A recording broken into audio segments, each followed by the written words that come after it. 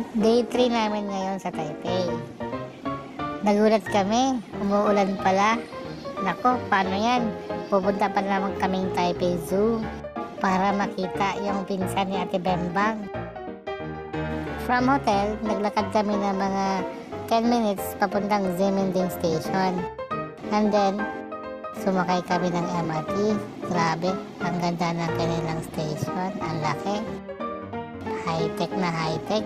Panis talaga ang Pilipinas. Tsaka mura lang pamasahe papuntang Taipei Zoo.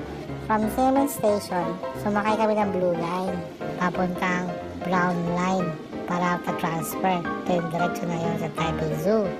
Ayan o, parating na yung train. Nasakay na kami. Ang bilis ng biyahe nito. Mga 3 minutes lang, nasa Brown Line na kami.